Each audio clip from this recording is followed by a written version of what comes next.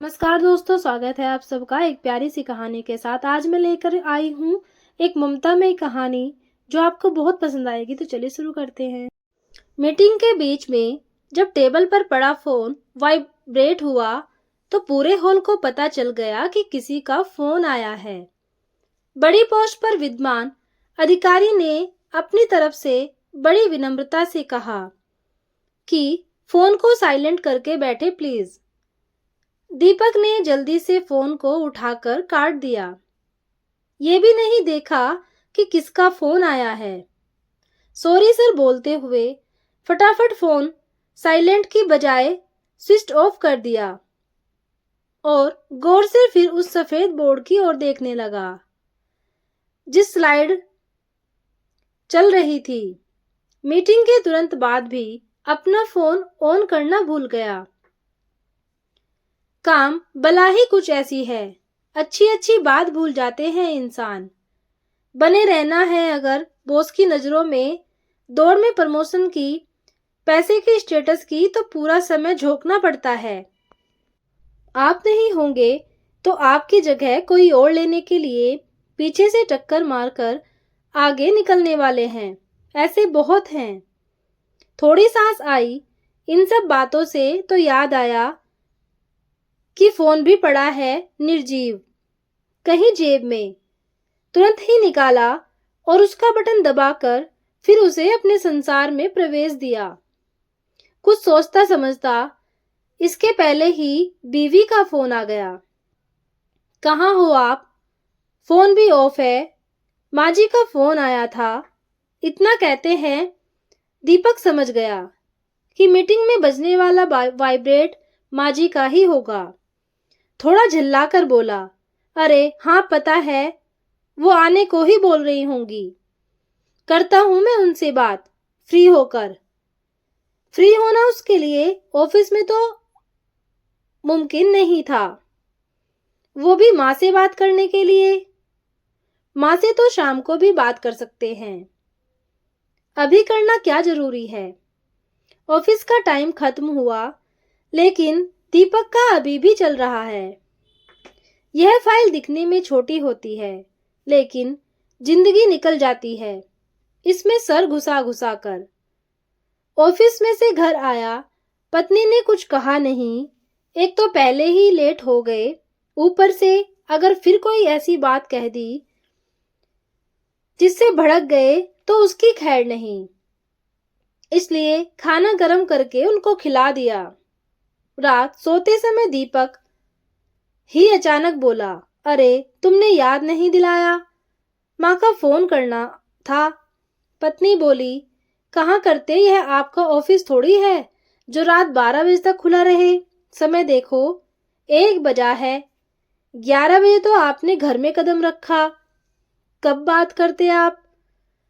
चद्दर झटकते हुए अब पत्नी को एहसास हो गया था कि अब दिन का वो समय है जब वो थोड़ा बहुत पति को ताना मार सकती है।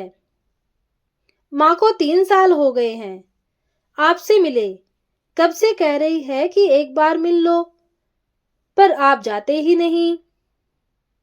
अरे तुम लोग गए तो थे पिछले साल, हम गए थे, आपको मिलना है। हाँ करता हूँ कुछ, महीने 2 महीने में जाने का, अभी छुट्टी नहीं ले सकता।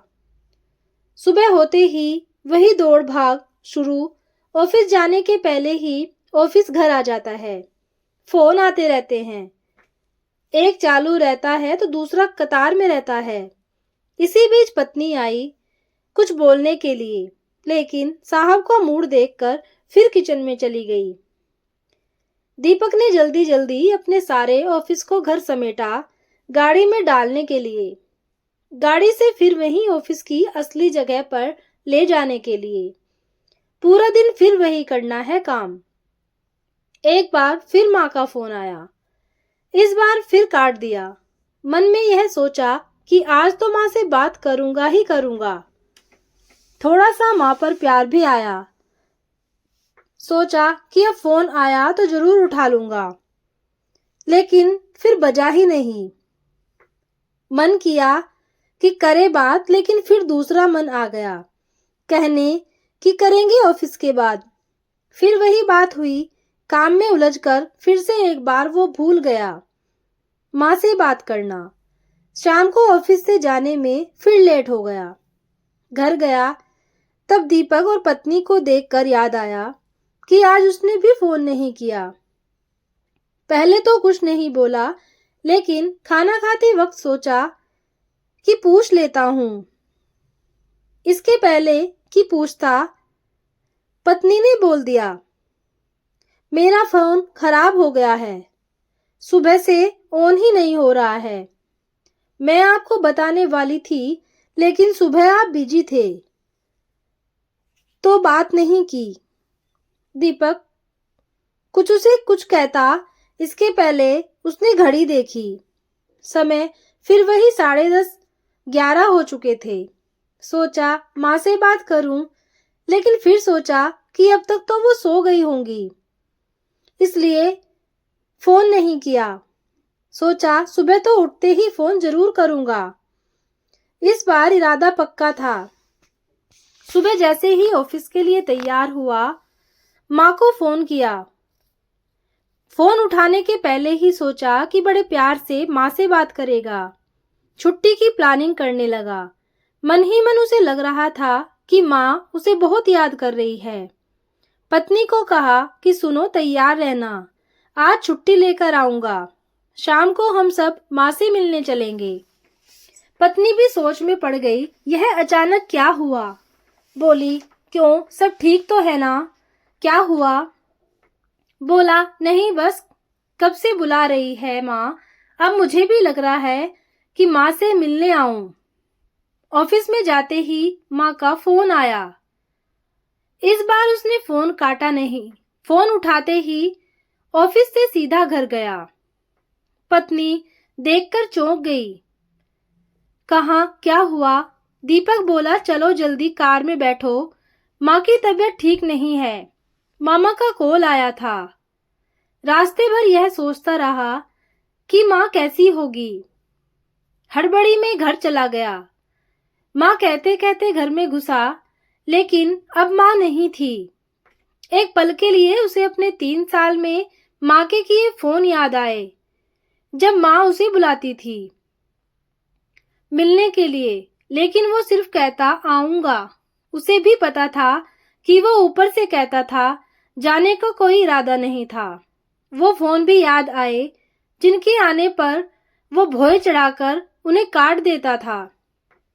यह सब घर में खड़ा होकर वो सोच ही रहा था कि पत्नी ने उसके कंधे पर हाथ रखा। अरे, माँ तो अस्पताल में है, चले वहां।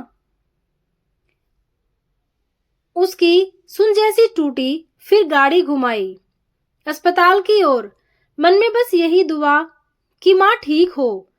बस अब हर दिन बात करूंगा, माँ की नहीं मानूंगा, उनको अपने साथ ही लेकर जाऊंगा। अस्पताल पहुंचा और जब मामा ने उसे देखकर मुस्कुराते हुए कहा कि अब ठीक है, चिंता की कोई बात नहीं, इतना सुनकर ही फिर उसकी पलकों से रुके बांध का टूटना हुआ। वह बच्चों की तरह रोया। माँ के कमरे में गया तो माँ ने कहा, अरे रोता क्यों है, अभी नहीं मरने वाली, ठीक हूं मैं, बेवजह तुमको परेशान किया। मैं यूं भैया को कह रही थी कि मत बुलाओ, उसे काम होगा। हाथ पकड़े माँ का कहने लगा, माँ मैं अच्छा बेटा नहीं हूं। नहीं, तू तो बहुत अच्छा है, तभी तो दौड़ा आया है। मेरे भाग अच्छे हैं, तू इतनी फिक्र करता है मेरी। उस पल दीपक को लगा कि वो माँ को फिर नहीं देख पाएगा। लगा कि यह बोझ लिए ही जीना पड़ेगा। माँ बुलाती रही और वो टालता रहा। समय रहते सीख जीना बहुत बुद्धिमानी का काम है। दीपक फिर ना माना, माँ को अपने साथ ठीक होने पर ले गया। काम को छोड़ नहीं सकते, लेकिन माँ को अपने साथ तो ले जा सकते हैं। हम अपनी माँ को साथ ले जाने के लिए तो मना ही सकते हैं। तो दोस्तों, ये थी प्यारी सी कहानी एक अच्छे बेटे की। उम्मीद है आपको जरूर पसंद आई होगी, और अगर पसंद आए तो एक लाइक जरूर करना। कहानी को पूरा सुनने के लिए धन्यवाद।